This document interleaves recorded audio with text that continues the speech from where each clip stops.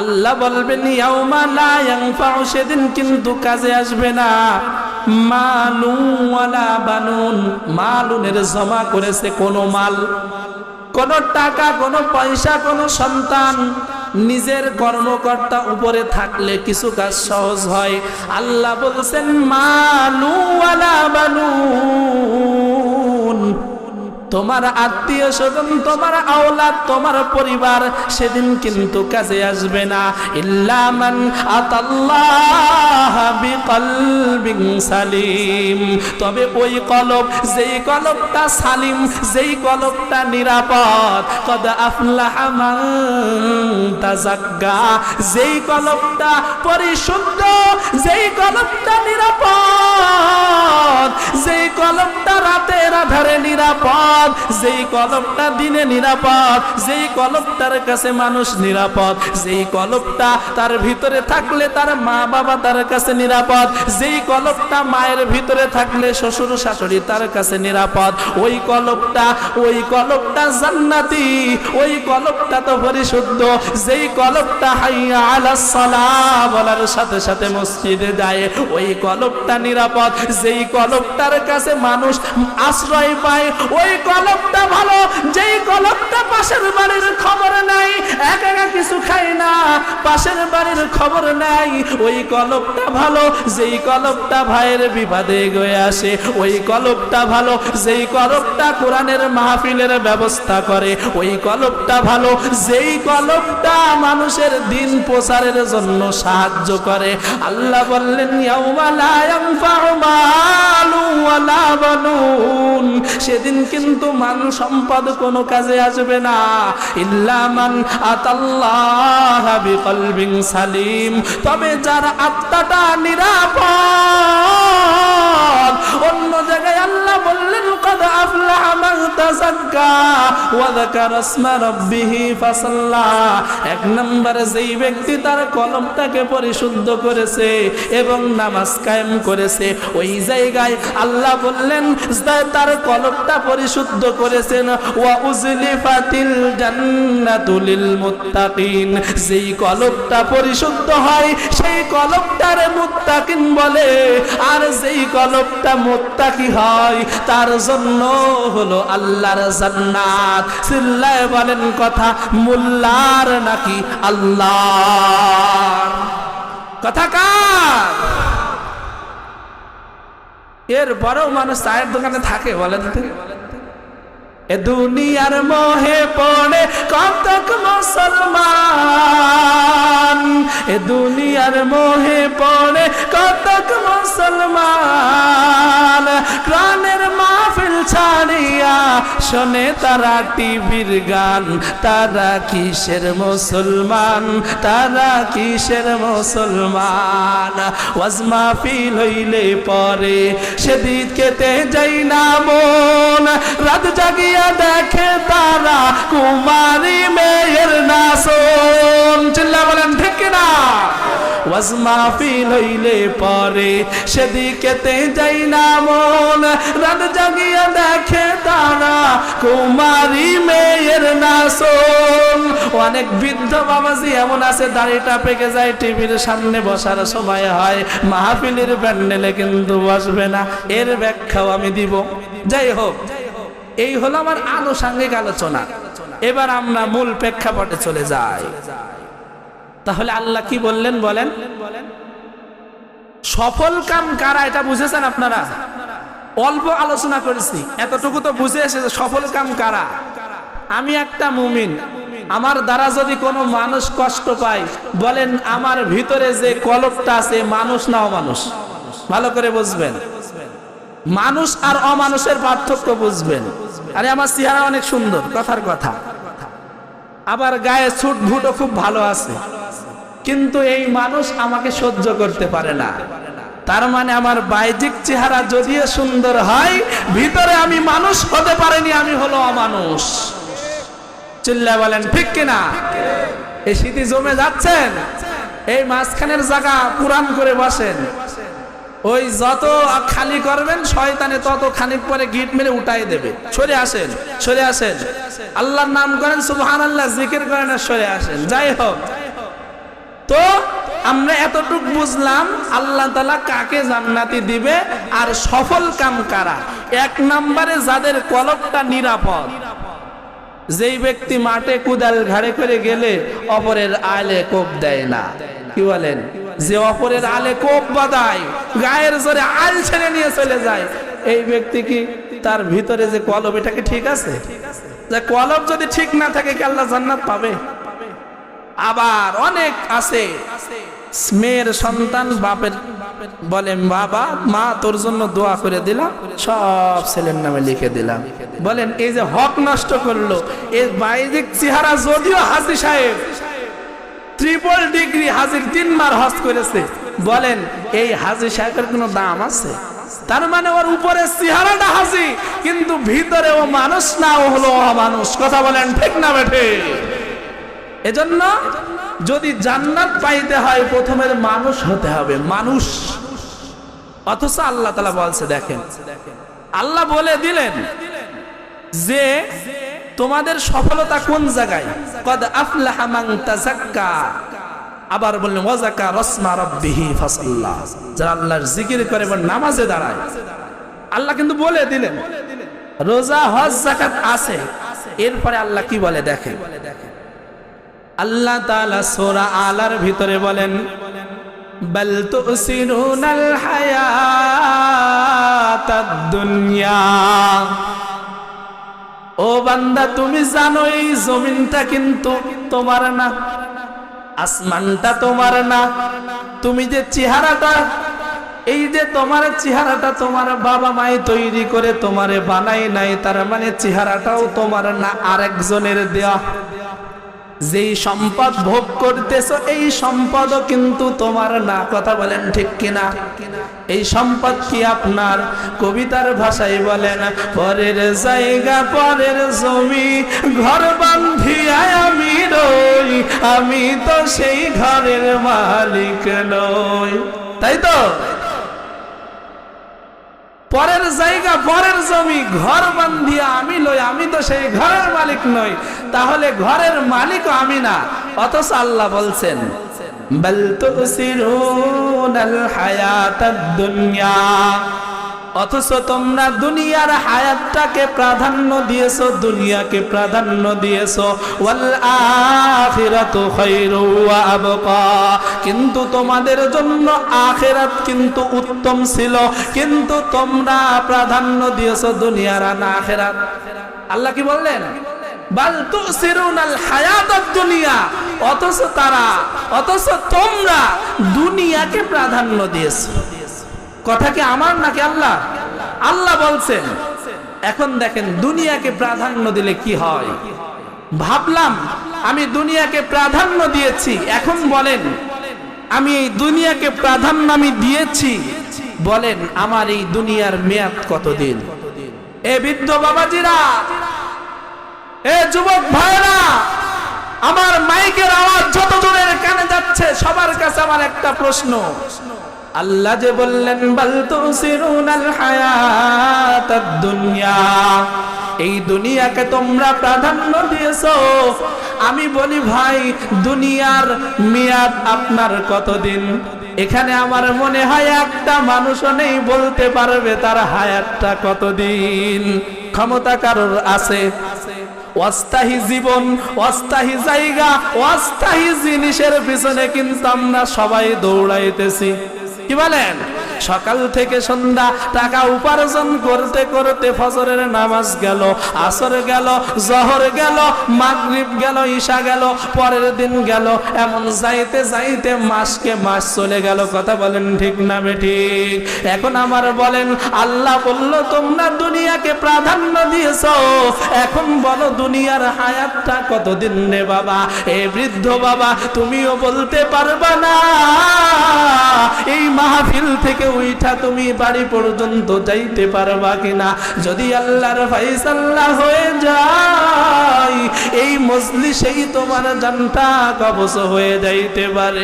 আরে তোমার মতন কত যুবক রাতের আধারে মোবাইলটা পাশে থইয়া আরামের ঘুম ঘুমায়, সকালবেলা মায়ে ডাকে আব্দুল কুদ্দুস ওঠো, ছেলে ছেলেটার কথা কয় না, মা বারবার ডাকে, দরজা খোলে না।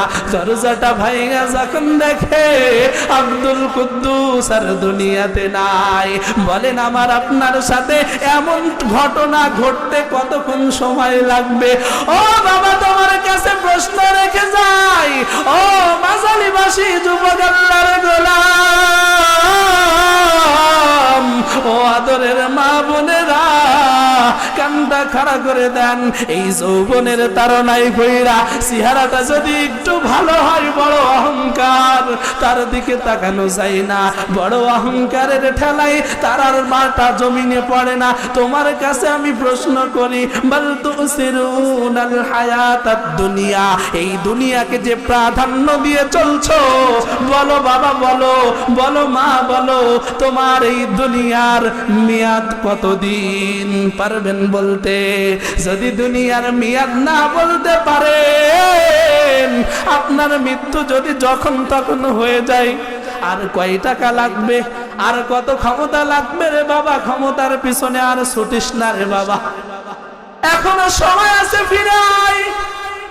আল্লাহর দেওয়া বিধান, আল্লাহর রাসূলের তরিকা, আল্লাহর হুকুম, রাসূলের তরিকাকে মেনে নাও। একটা ঘটনা আছে, ভালো করে বোঝেন, বলবো, বলেন বলবো কিনা? জমে গেলে কিন্তু আজ হবে না। এগোয় আসেন, এগোয় আসেন, এগোয় আসেন, সামনের দিকে এগোয় আসেন। আরে ভাই, পাশে খালি আছে, এগোয় আসেন। শীতে মরবেন না, একদিন কষ্ট করলে কিছু হয় না। শীতকালে যদি বলে জোনের দাম 600 টাকা, জোনের দাম 1000 টাকা, 10 কাঠা বা 5 কাঠা ধান লাগাইতে হবে, ফজরের আগে কাঁচা মেরে ওই এখানে চলে যায়, যায় কি যায় না? ওই সময় কিন্তু শীত লাগে না, এখন একটু উঠতে শীত লাগে। যাই হোক, এগোয় আসে। এজন্য বুঝতে হবে যে আমি যে দুনিয়ার পিছনে ছুটতেছি, এই দুনিয়ার মেয়াদ কতদিন?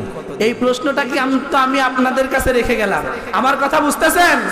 আমার কথা বুঝতেছেন? এরপরে ভালো করে শোনেন একটা ঘটনা। বাদশা হারুন আর রশিদের কথা সবাই শুনেছেন কিনা? বাদশা হারুন আর রশিদ, বাদশা হারুন আর রশিদের জামানায় একজন বড় বুজুর্গ ছিল। এই আয়াতটা আমি আপনাদেরকে বুঝাই, একটু সংক্ষেপে বোঝেন। বাদশা, ওই বাদশা হারুন আর রশিদের জামানায় একজন আল্লাহর ওলি ছিল, তাকে পাগল বলে সম্বোধন করত মানুষ। বাহলুল পাগল। কি পাগল? বাহলুল পাগল। বাদশা হারুন আর রশিদের জামানায় বাহলুলের সাথে আল্লাহর বড় সম্পর্ক ছিল, আর বাহলুলের সাথে বাদশা হারুন আর রশিদেরও কিন্তু ভালো সম্পর্ক ছিল। অনেক সময় ভালোবাসার টানে অনেক কিছু হয়, হয় কি হয় না? এই ভালো করে বোঝেন, হয় কি হয় না? এমন ভালোবাসা ছিল বাদশার সাথে। বাদশা হারুন আর রশিদ বলল, শোনো শোনো, যদি বাহলুল পাগল আমার দরবারে আসে, কোনো সিকিউরিটি লাগবে না, সরাসরি আমার সাথে দেখা করতে পারবে। কেমন মোহাব্বত! হঠাৎ একদিন বাহলুল তার দরবারে, বাদশার দরবারে উপস্থিত। এমত অবস্থায় বাদশা বলতেছে, বাহলুল, আমি আজকে তোমার কাছে একটা আমানত দিতে চাই, একটা জিম্মাদারি দিতে চাই। বাহলুল বলে, বাদশা নামদার বলেন, কি জিম্মাদারি আমার উপরে আপনি দিতে চান? বাহলুলকে বলে দিল, বাহলুল, আমার হাতে দেখতেছ একটা লাঠি। এই লাঠিটা এই দেশের মধ্যে সব থেকে বোকা যে, তার দিবা। কারা দেশ? কারা দেশ? বাদশার, বাদশারা দেশ। বাদশারা দেশটা মানতে বাধ্য। কি বলেন? যখন যেভাবে চলবে এটা মানতেও হবে, সরকারের নির্দেশনা মানতে হবে। হাদিসের ভিতরে আছে, যারা ভালো পড়ে তাদের বুঝে নেন। তো বাদশা হারুন আর রশিদ, বাদশা হারুন আর রশিদ বলছে, বাহলুল শোনো শোনো, আমার এই রাজ্যের সব থেকে যে নির্বোধ, যে গাধা, তাকে এই লাঠিটা দিবা। বাদশার আদেশ। বাহলুল চলে গেলেন। আরো অনেক কথা বিনিময়। একদিন চলে যায়, 2 দিন চলে যায়, 1 বছর চলে যায়, 2 বছর চলে যায়, ওই লাঠিটা কিন্তু ওর কাছে আছে, বাহলুল পাগলের কাছে আছে। ভালো করে বুঝবেন, বাহলুল পাগলের কাছে ওই লাঠিটা আছে। হঠাৎ করে 3-4 বছর পরে যখন বাদশা হারুন আর রশিদ যখন মৃত্যু সজ্জায় অসুস্থ অবস্থায় বেডের উপরে শুয়ে আছে, এমত অবস্থায় হঠাৎ বাহলুল পাগলের আগমন। বাহলুল পাগল বাদশা নন্দারের দরবারে এসে বলছে, বাদশা নন্দার আপনার কি হালত?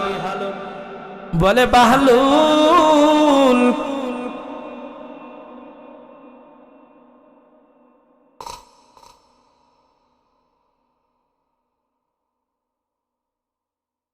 শরীরের অবস্থাটা বেশি একটা ভালো না। কে বলছে? এই কথা বলেন, কে বলছে? আরে একটা ক্লাস, আপনারা তো মাদ্রাসায় যান না, আপনাদের তো শিখানোর দরকার আছে না নাই? কোরআনের মাহফিলের দরকার আছে না নাই? যাই হোক, যারা এখনো বাজারে ঘুরছি বসে যাই ভাই, কিছু পাবেন, কিছু বুঝে আসছে তো। বাদশা নন্দারের কাছে প্রশ্ন করলো, বাহলুল কি খবর বাদশা? বলে, শরীরের অবস্থা ভালো নাই, মনে হয় আমার ইহযাত্রা গমন করে পরযাত্রায় যাইতে হবে। হঠাৎ করে বাহলুল তো আল্লাহর ওলি, তার মনে প্রশ্ন জাগলো, তার কাছে কিন্তু বাদশা দিয়েছিল একটা লাঠি, আর বলেছিল সব থেকে বড় নির্বোধ, সব থেকে অসহায় মানুষকে লাঠিটা দিবা। বাহলুল আল্লাহর ওলি ছিলেন। বাহলুল বললেন, বাদশা নন্দার, এই দুনিয়ায় তো আপনি থাকবেন না, পরকালে চলে যাবেন। আপনি দুনিয়ার জমিনে যদি কোনো দেশ সফর করেন, নিম্নে 10 দিন আগে ওই জায়গায় আপনার প্রহরী পাঠান, নিম্নে 100 জন, আপনার জন্য থাকার ব্যবস্থা করেন, কামরা করেন, খাওয়া দাওয়ার ব্যবস্থা সুন্দর করেন, আপনার নিরাপত্তা রক্ষী থাকে। নিম্নে 10 দিন আগের থেকে কোন জায়গায় গেলে আপনি প্রস্তুতি নেন। বাচ্চা, ও বাচ্চা আমারে বলেন, এই দুনিয়া ছেড়ে যে আপনি চলে যাবেন, এই দুনিয়ার জন্য যে আপনি থাকার জন্য তোমার রাজপ্রাসাদ তৈরি করলেন, এক জায়গা থেকে আরেক জায়গায় গেলে কত জিনিস, কত মাল সম্পদ তুমি সংগ্রহ করো, ওই জায়গায় রাখো রে বাচ্চা। বলেন তো, ওই কবরে যে যাইবেন, ওই কবরের জন্য কি আপনি 2টা ঘর তৈরি করেছেন? কয়টা সৈন্য বাহিনী পাঠাইছেন? বলে, বাহলুল ওই জায়গায় তো ঘর তৈরি করা যায় না। বলে, বুঝলাম ঘর তৈরি করা যায় না, নিশ্চয়ই সেনাবাহিনী পাঠাইছেন। বলে, না রে বাহলুল, না না না, ওই জায়গায় কিন্তু সৈন্যবাহিনীও পাওয়া যায় না, পাঠানো যায় না। তাহলে বাহলুল বললে, আপনার তো অনেক টাকা, কিছু টাকা তো পাঠায় রেখেছেন। আল্লাহর ওলি বিনয় বিনয় প্রশ্ন করতেছেন। বলে, না রে বাহলুল, না, ওই জায়গায় কিন্তু টাকা পয়সাও চলে না। কথা বলেন, চলে কিনা? এরপরে বাহলুলকে জিজ্ঞাসা করেছে, বাহলুল তুমি এমন প্রশ্ন কোথা থেকে পাও? ওই জায়গার জন্য তো আমি কিছু পাঠাই নাই। বাহলুল মুস্কি হাসি দিয়ে সেই লাঠিটা বের করেছে। ওই লাঠিটা বের করে বাদশার হাতে দিয়ে বলে, বাদশা,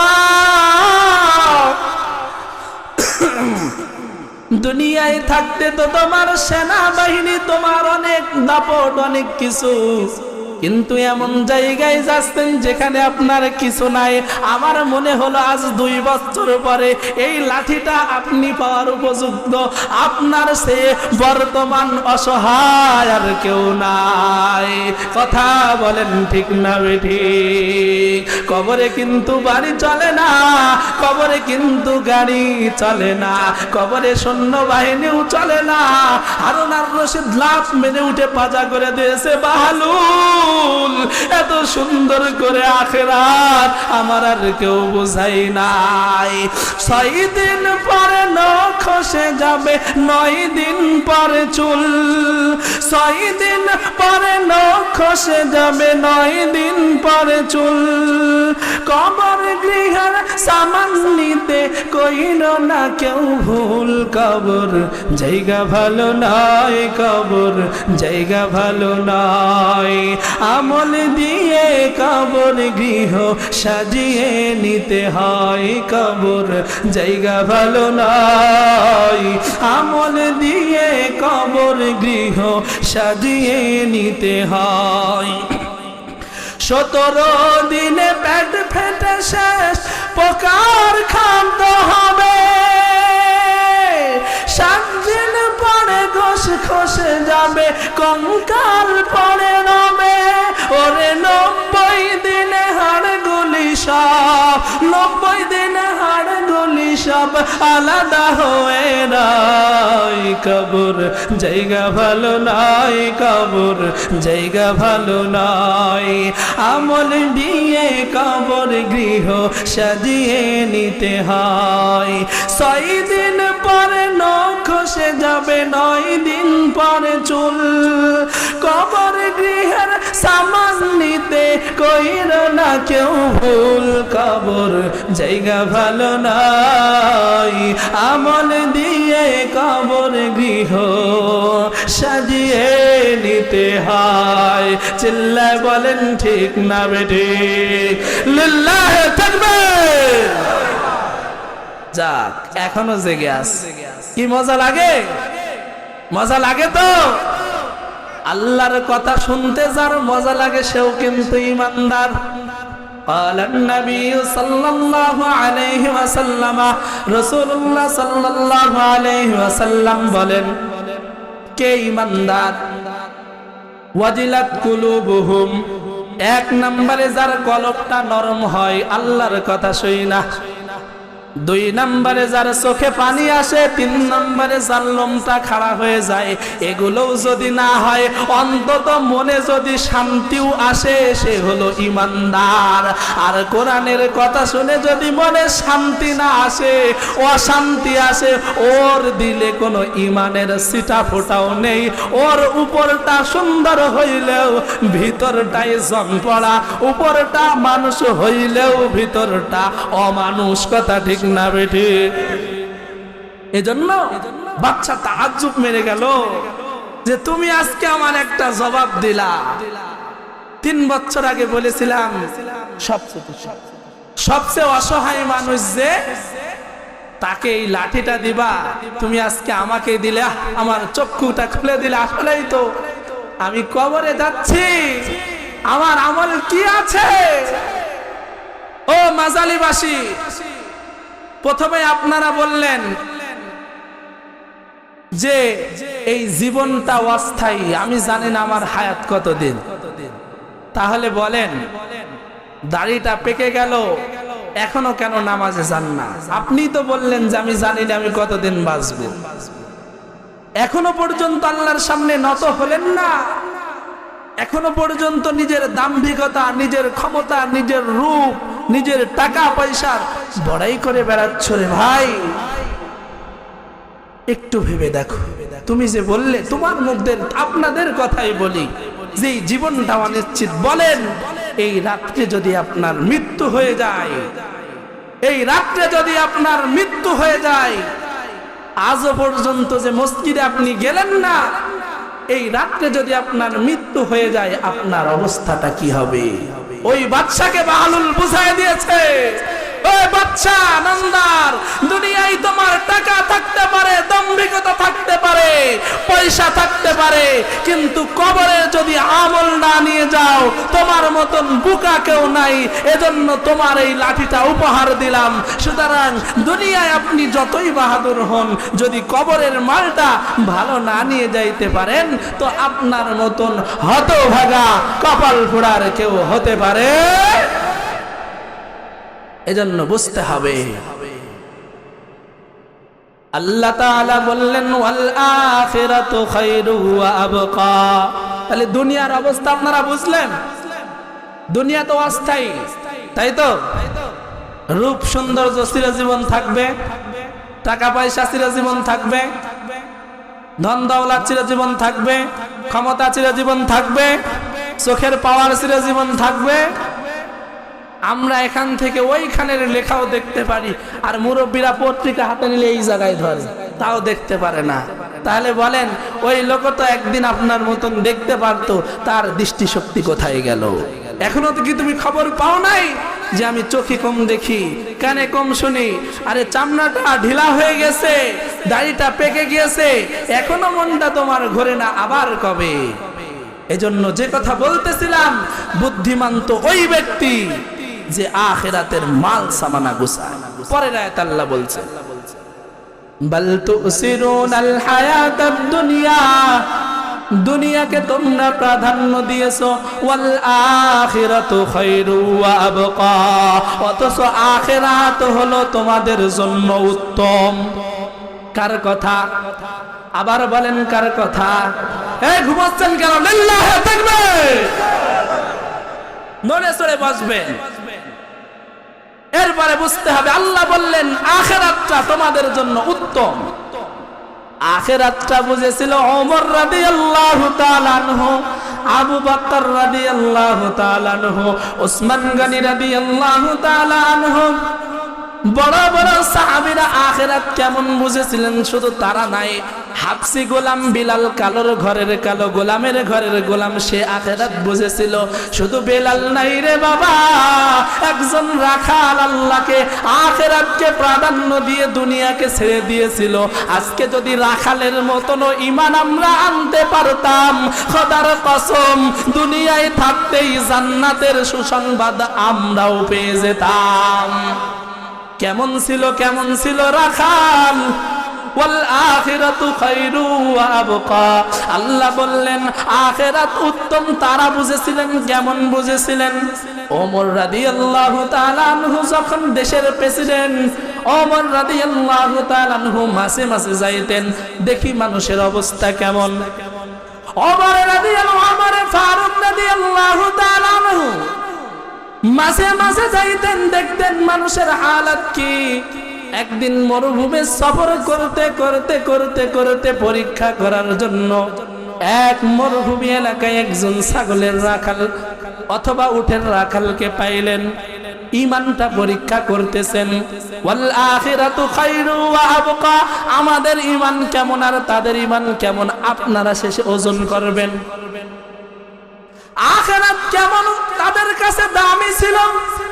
ওমর রাদিয়াল্লাহু তাআলা আনহু প্রশ্ন করলেন, এই রাখাল শোনো, আমি মুসাফির মানুষ, অনেক দূর থেকে আসছি, পেটে বড় ক্ষুধা, আমাকে কি তোমার ওই গাবি হইতে কিছু দুধ দোয়ায় দেবা? আমি খাইতাম, নিজের পেটটা আহারটা নিজের ক্ষুধাটা নিবারণ করতাম, এর বিনিময়ে আমি তোমাকে হাদিয়া দিব।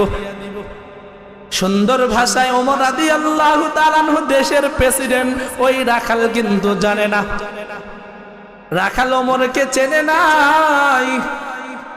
রাখাল বলল, হ্যাঁ ওমর, রাখাল বলল, এই পথচারী মুসাফির, তুমি যেই কথা বলতেছো দুধ খাইতে চাইতেছো, কিন্তু জেনে রাখো মুসাফির, এই বকরির পালের মালিক কিন্তু আমি নাই, বকরি আমার না। সুতরাং আমার যেই জায়গায় হক নাই, যেটা আমার জায়গা না, সেখানে আমার কোনো অধিকার নাই।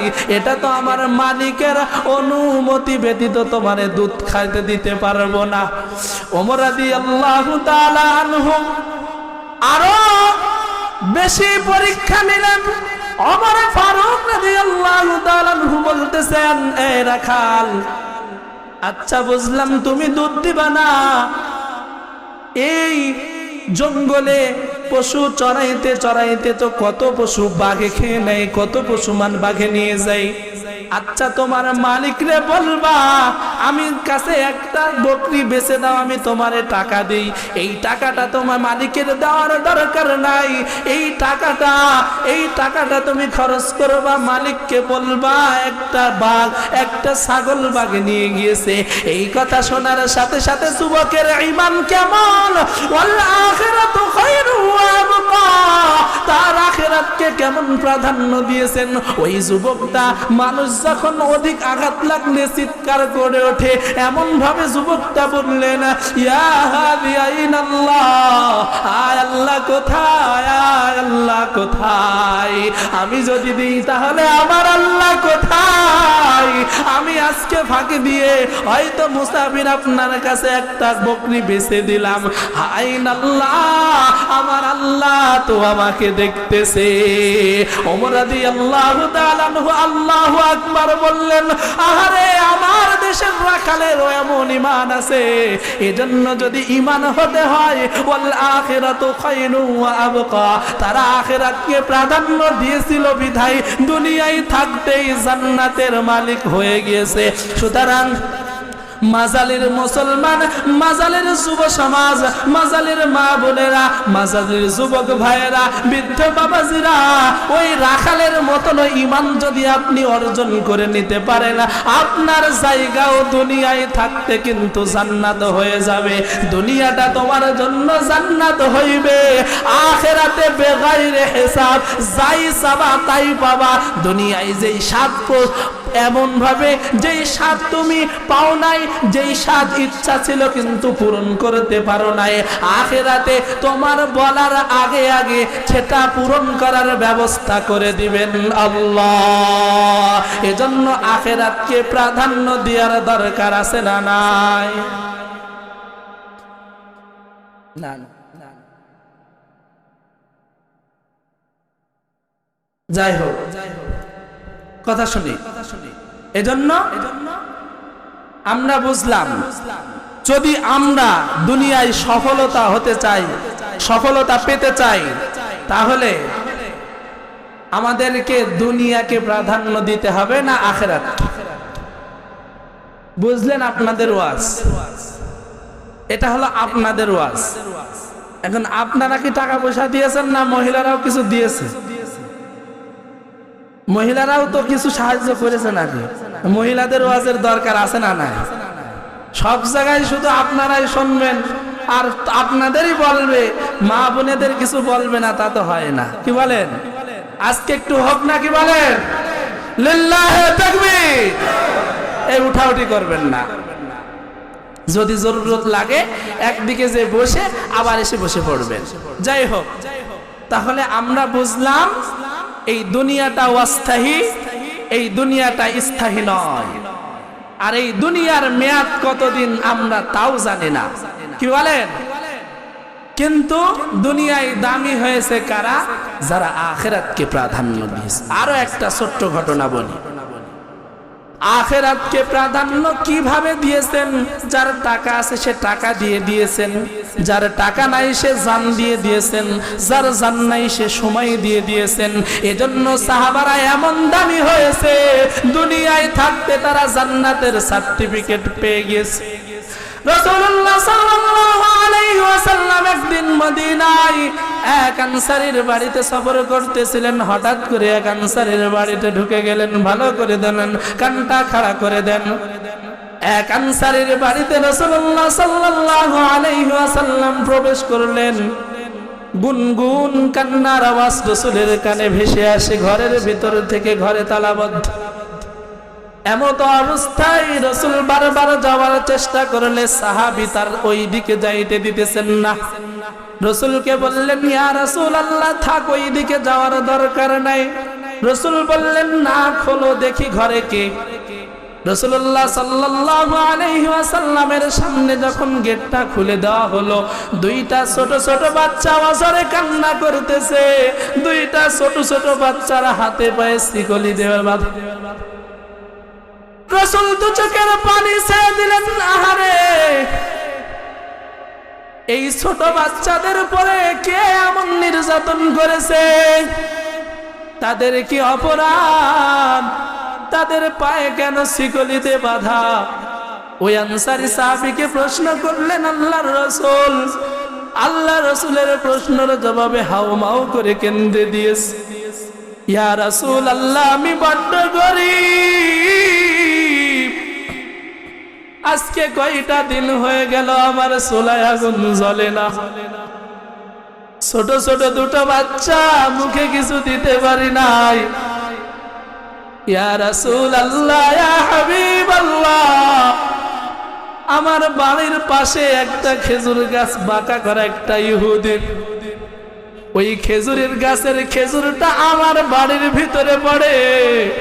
আমি তো বড় গরিব, আমি আমার সন্তানটাকে খেজুর কিনে দিতে পারি না।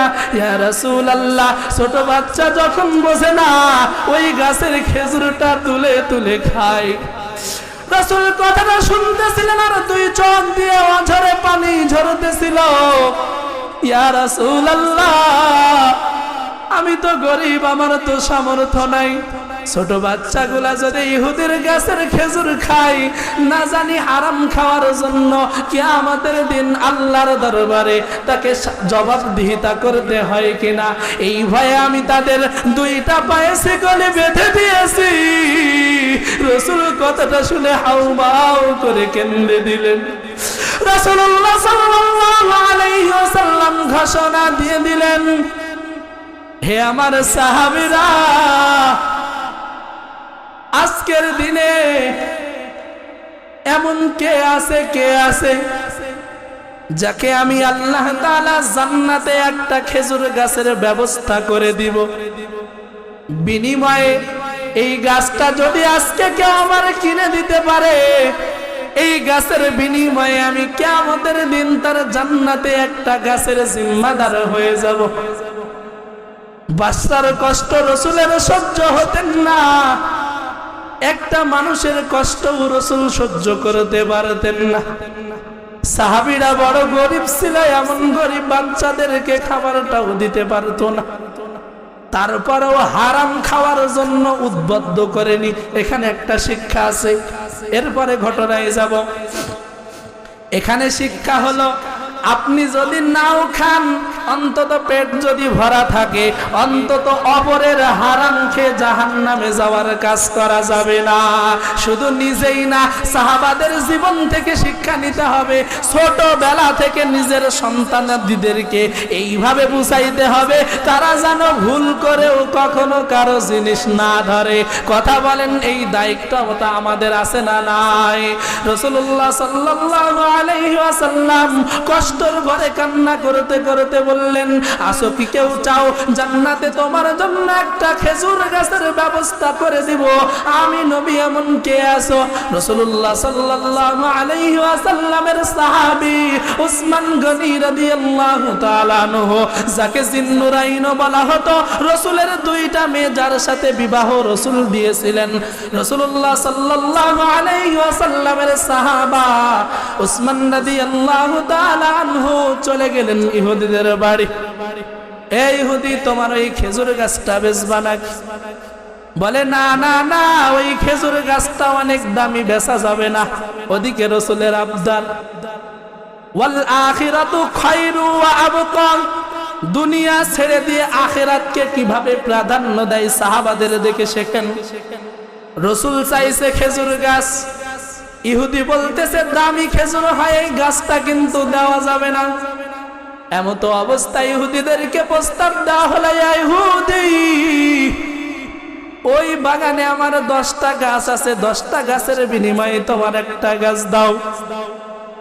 ইহুদি বলল, না না না।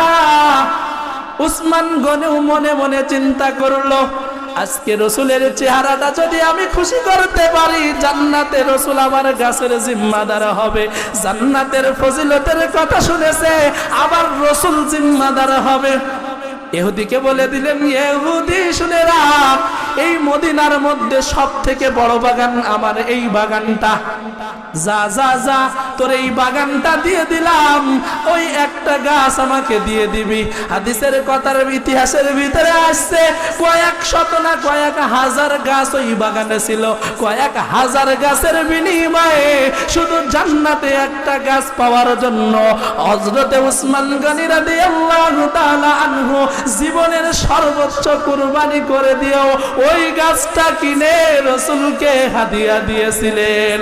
এর নাম হলো আল আখিরাতু খায়রু ওয়া আবকা, এর নাম হলো জান্নাতি মানুষ। সুতরাং জান্নাতি যদি হতে চান, দুনিয়াকে আখিরাতের তুলনায় প্রাধান্য দেওয়া যাবে না, বরং দুনিয়াকে আখিরাতের তুলনায় আখিরাতকে প্রাধান্য যে দিতে পারবে, দুনিয়াকে নয়, ওই ব্যক্তি হলো সফল কাম। তার নাম হলো কাদ আফলাহা মান তাযাক্কা। সিল্লায় বলেন ঠিক না বেঠে? লিল্লাহি তাকবীর। এরপরে শোনে, যাই হোক, এখন আমরা বুঝলাম যদি আমাদের বাঁচতে হয় কলবটা পরিশুদ্ধ। এখন একটা আমল বলি আপনাদের, ভালো করে বুঝবেন। কলবটা পরিশুদ্ধ করার প্রথম আমল ইস্তেগফার করা। কি করা? গুনাহ অনেক করেছে, অনেক ভুল করে ফেলেছে, ভাবতেছেন আরে আমি তো এক ওয়াক্ত নামাজ পড়ি না, আমার মতন পাপী কে আছে, কে মাফ করবে, আমার মনে হয় ক্ষমা হবে না। আল্লাহ বলেন ইন্নাল্লাহা ইয়াগফিরুজ যুনুবা জামিআ, আমার কাছে ফিরে আয় বান্দা, তওবা কর, জীবনের সব গুনাহ আমি আল্লাহ মাফ করে দেব। এজন্য সর্বপ্রথম কলবটা পরিশুদ্ধ করার প্রথম ঔষধ হলো ইস্তেগফার বেশি বেশি করা। কি পড়া? বলেন আস্তাগফিরুল্লাহ, আস্তাগফিরুল্লাহ, আস্তাগফিরুল্লাহ। এক নম্বরে আপনার গুনাহটা মাফ হবে। দুই নম্বরে আপনি যদি কঠিন রোদের ভিতরে কাজও করেন, ইয়াজিদুকুম কুওয়াতান ইলা কুওয়াতিকুম, এই নিয়তে যদি করেন যে আল্লাহ আমার শক্তিটা ফিরায় দাও, রোদে মাঠে কাজ করতেছেন, মাঝে মাঝে যদি আস্তাগফিরুল্লাহ আস্তাগফিরুল্লাহ পড়েন, আল্লাহ তাআলা রাসূলের হাদিস সাক্ষী পুনরায় সেই শক্তি আল্লাহ তাআলা আপনাকে ফিরায় দিবে। এজন্য সর্বপ্রথম উপায় হলো তওবা করে ফিরে এসে জীবনে ওই পাপ কাজে আর পা না দেওয়া। তওবাকারী কাকে বলে জানেন? যে তওবা করেছে, ধরেন সে মার্ডার করেছে, জিনা করেছে, মদ খেয়েছে, কিন্তু সে পুরোপুরি ঘোষণা দিয়েছে দিলের সাথে, আমার জীবনে আর মদের বোতল হাতে নেব না, আমার জীবনে আর কোনোদিন গুনাহ করব না। এই নিয়তে যদি তওবা করে, এই নিয়তে যদি তওবা করে, আর জীবনে যদি মদ না খায়, জিনা না করে, ওইভাবে মানুষ খুন না করে, আল্লাহ তাআলা এমন মাফ করা করবে, আল্লাহ তাআলা তার ওই পাপের জায়গায় তার নেকি দিয়ে আল্লাহ তাআলা ভরে দেবে। এজন্য আমরা এটা বুঝতে হবে। প্রথম নাম্বার ইস্তেগফার, দুই নাম্বার আমলে পাবন্দি। দৈনন্দিন জীবনের কি আমল? 5 ওয়াক্ত নামাজ। এটাকে শুধু হুজুরদের পরে ফরজ, মসজিদের সভাপতির পরে মনে হয় না, ওই যারা দাড়ি পাকা কয়েকজন মুরব্বী এদের জন্য। আরে চাচা না, আপনারা জানেন না, যুবকদের পরে ফরজ নাকি? যুবকদের পরে শুধু শুক্রবারের দিন, কথা কয় না, যুবকদের পরে শুধু শুক্রবারের দিন। কি বলেন? আর কিছু মানুষের জন্য শুক্রবারও না, শুধু জানাজার নামাজ। আবার কিছু মানুষের জন্য জানাজার নামাজও না, ও শুক্রবারও না, দৈনন্দিন না, জানাজাও না, এই যে ঈদগাহ দিয়েছেন ঈদের না। কি বলে? এটা কি না? আরে ভাই, এজন্য প্রথম হলো দৈনন্দিন জীবন প্রথমে ভালো হওয়ার ঘোষণা আল্লাহকে দিয়ে নামাজ দিয়ে শুরু করা। আমার একজন কারকোজারি শুনলো, হুজুর প্রথমে জুমার নামাজ পড়তাম, এখন 5 ওয়াক্তই নামাজ পড়ি। হুজুর আস্তে আস্তে 1-2 ওয়াক্ত ধরতাম, 1 ওয়াক্ত যাইতাম, 2 ওয়াক্ত যাইতাম, এখন নামাজের মহাব্বত আমার দিলে এইভাবে গেতে গেছে, আজান শুনলে আমি যেখানেই থাকি আগে নামাজে দৌড়াই। এজন্য 2 নাম্বার নিজের জীবনের দৈনন্দিন আমলে জোড়া। 3 নাম্বার হালাল রুজি ভক্ষণ করা। কি ভাই? হালাল রুজি ভক্ষণ করা, হারাম থেকে বিরত থাকা। 4 নাম্বার আমল করে নষ্ট না করে ফেলা। যে কথা আমি বলেই যাই, মাছ ধরতে গিয়েছেন, ভাড়ের তলা ফুটো মাছ ধরতেন, চলাতে পড়ে যাচ্ছে, সারাদিন যা করলেন, চায়ের দোকানে সে এক গীবত করবেন, সব 5 ওয়াক্ত নামাজ পড়েছেন, এটা মুসল্লি ভাব। আরে তোরা নামাজ পড়িস নাকি? নামাজি, অনেক নামাজি আছে, সবাই না। বিড়ি একটা ধরায়, ঠ্যাঙের পরে ঠ্যাং তুলে অমক তমক, এই ওই এই। আবার অনেকে দেখা যাচ্ছে বিড়ি না ধরায় কিন্তু মুসল্লি দাঁড়িয়েও মুখে আছে, দোকানে বসে গিবত ধুয়ে নিয়ে চলে যাচ্ছে, আপনার নামাজে কি লাভ? এজন্য 4 নাম্বার গিবত থেকে বিরত থাকতে হবে। মনে থাকবে 4টা কথা। আসেন এবারে মা বোনেদের কথা যাই। আল্লাহ তাআলা বলেন, ইয়া নিসাআন নাবিয়্যু লাস্তুন্না কাহাদিম মিনান নিসাই ইত্তাকাইতুন্না ফালা তাখদানা বিল কওল ফায়াতমা আল্লাযী ফী কলবিহি মারাদু ওয়া কুলনা কাওলাম মা'রুফা।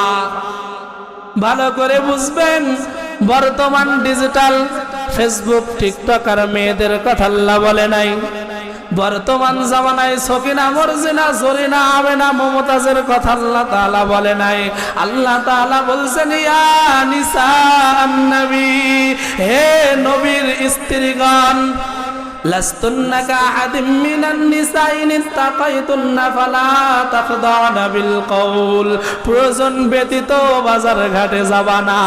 বলেন এখন আমাদের বাজারে পুরুষ বেশি নাকি মহিলা? কথা বলেন। আগের মতো শান্তি তো বা এখন পাওয়া যায় না। মানুষ পাল্টে গেছে, পাল্টেনি তো জামানা।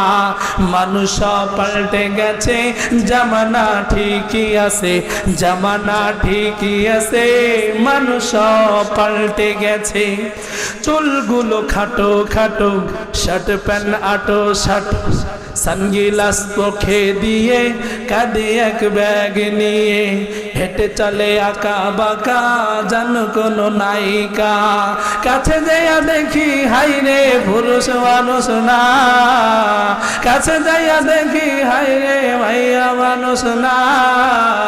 এটা হলো অঙ্গপাড়ার মিস্টার সোহেল রানা, এটা হলো অঙ্গপাড়ার মিস্টার জরিনা। ঠিক না বেটা? লিল্লাহি তাকবীর। নারীরা পুরুষের বেশ ধরে, পুরুষরা নারীর বেশ ধরে। অথচ রাসূল বলেন, আল্লাহ বলছেন, হে নবীর স্ত্রীরা, তোমরা প্রয়োজন ব্যতীত বাজারে যাবে না। ইত্তাকাইতুন্না ফালা তাখদানা বিল কওল। মানুষের সাথে কথা অপ্রয়োজনে বলবা না। যদি বলতে হয় কথা বলবা সঠিক কথা, রুস্কো খুস্কো ভাগ থাকবে। আর আমাদের সমাজে যদি ভালোভাবে আপনি কথা বলেন, হ্যালো আসসালামু আলাইকুম এমন ভাবে দিলেন, ওই পাশে যে থাকে তার আরো আপনার দিকে মাইল করে। আর যদি আপনি আসসালামু আলাইকুম, কে বলছেন? ভাই বাসায় নাই, বলে আজরাইলের সাথে কথা বলছি, তো তার মনে যে অন্য দিকে যে কল দিয়েছে, তার মনের শয়তানিটা দূর হয়ে যাবে। এজন্য মা বোনেরা, সর্বপ্রথম কথা হলো, অনার্থক বাজার ঘাটে যাওয়া যাবে না, শপিং মলে যাওয়া যাবে না। আমি যেই কথাটা বললাম, যে দুনিয়াটা তো অস্থায়ী, যেই রূপের বড়াইটা আজকে করতেছেন, দেখেন আপনার ওই রূপের বড়াই নিয়ে আপনার দাদিটা বিছানগত আছে। কথা ঠিক না বেঠে? যেই রূপের বড়াই আপনি দেখাইতেছেন, সেই রূপের বড়াই নিয়েই তো আপনার মাটা আজকে কবরে চলে গেছে, আপনার বোনটা আজকে কবরে চলে গেছে, আপনার শাশুড়িটা আজকে কবরে চলে গেছে, আপনার আমার কয়দিন। এজন্য বুঝতে হবে মা বোনেরা, এদের দিনের দিন অনেক মহাব্বত, অনেক আমলও করে, আপনাদের থেকে বেশি করে। অনেক মা বোন আছে সপ্তাহে 2 দিন রোজা রাখে, কিন্তু সমস্যা হলো 2টা। রাসূল বলেন 2টা, জলে বলেন কয়টা? আল্লাহ রাসূল যখন মিরাজে গেলেন, দেখেন অধিক নারীরা জাহান্নামী। কোন নারীর চুলে, কোন নারীর মাথায় 1 থেকে 90টা সাপে দংশন করতেছে। আবার কোন নারীকে রক্তের নদীতে হাবুডুবু খাওয়া হইতেছে, তার মাথায় পাথরের আঘাত করা হইতেছে। আবার কোন নারীকে জাহান্নামের অগ্নি শিখার মধ্যে ঝুলায় দেওয়া হইতেছে। আল্লাহ রাসূল বললেন, হে নারীরা, তোমরা বেশি বেশি দান করো, বেশি বেশি ভালো কাজ করো। কেন? আমি মুহাম্মদ আরবি সাল্লাল্লাহু আলাইহি ওয়াসাল্লাম, আমি যখন মিরাজে যাই, ওই সময় দেখি অধিক নারীরা জাহান্নামী। কারণ হিসাবে রাসূল বলেন দুইটা, তাকফুরুনাল আশিরা তুসিরুনাল লানা।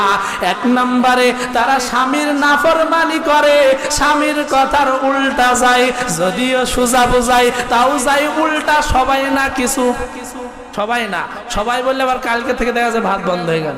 কি বলেন? জ্বালা আছে যে হুজুর আজকে মাহফিল ওটা সব আমাদেরই বললে, আমরা হুজুরদের ভাত রেন্দে দিয়ে আমাদেরই বলছে। কথা বলেন ঠিক না বেঠে? সবাই না, যারা আছেন তাদেরকে আর কি। এক নাম্বার তাকফুরুনাল আশিরা, স্বামীর নাফরমানি।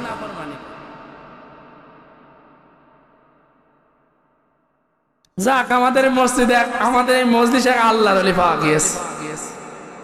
বেশি বেশি ওয়াজ শোনাবেন, না হলেও এর প্রতিদান আপনি জান্নাতে যে পেয়ে যাবেন ইনশাআল্লাহ। এজন্য বুঝতে হবে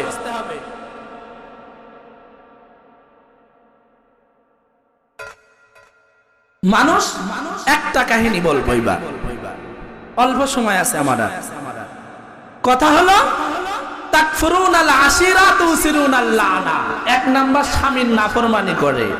স্বামীর নাফরমানি করে কি জান্নাতের সরদার হওয়া যাবে? জান্নাতের সরদার হয়েছে রাসূলের মেয়ে ফাতেমা রাদিয়াল্লাহু তাআলা আনহা। কি জন্য জান্নাতের সরদার হয়েছে? ভালোভাবে কানে লাগান ও মা বোনেরা, ও যুবতী বোন, ও মাজালের মা বোনেরা, আমার মাইকের কানার যত মানুষের কানে আওয়াজ যায়, কানটা খাড়া করে দেন, কানটা খাড়া করে দেন। কি জন্য ফাতেমাতুজ জাহরা জান্নাতের সরদার? এক নাম্বার, তার ভিতরে স্বামীর আনুগত্য ছিল। কেমন ছিল? কেমন ছিল?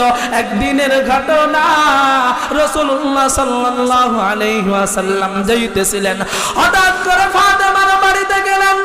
ফাতেমার বাড়িতে যখন গেলেন, ফাতেমার বাড়িতে যে বললেন, মা আমি তোমার বাবা মুহাম্মদুর রাসূলুল্লাহ সাল্লাল্লাহু আলাইহি ওয়াসাল্লাম, বাইরে আসো মা, আমি সফরের রাস্তাতে যাইতেছিলাম, তোমার সাথে একটু দেখা করে যাই। হযরতে ফাতেমাতুজ জাহরা জবাব দেয়, বাবা আমার শরীরে এমন কাপড় নাই যেটা পরে আপনার সামনে যাইতে পারি। রাসূলুল্লাহ সাল্লাল্লাহু আলাইহি ওয়াসাল্লাম নিজের গায়ের চাদরটা জানালা দিয়ে দিয়ে দিলেন, কোন রকম কাপড়টা ঢাইকা রাসূলের সামনে আসতেছিলেন। রাসূল দেখে বলে, মা কতদিন ধরে খানা খাও নাই, তোমার চেহারাটা কেন এমন দেখা যায় রে মা? ফাতেমা রাদিয়াল্লাহু তাআলা আনহা বলেন, এ আমার বাবা আল্লাহর হাবিব, আমি যতদিন ধরে খানা খাই আর না খাই সেটা কোনো বিষয় না। ও বাবা, আপনার জামাই আল্লাহর রাস্তায় আজকে 3টা দিন হয়ে গেল, আমার চুলায় আগুন জ্বলে না। আমি যতদিন খাই আর না খাই টেনশন নাই, কিন্তু আমার আদরের হাসান আর হুসাইন 3টা দিন না খেয়ে আছে। একবার টেনশন হয়, আমি হাড়ির ভিতরে পানি জ্বালাই আর বাচ্চাদেরকে ধোকা দিই, বাবা ঘরে কোনো খাবার নাই, ঘরে কোনো খাবার নাই। একবার হুসাইন কান্না করে, একবার হাসান কান্না করা শুরু করে দেয়।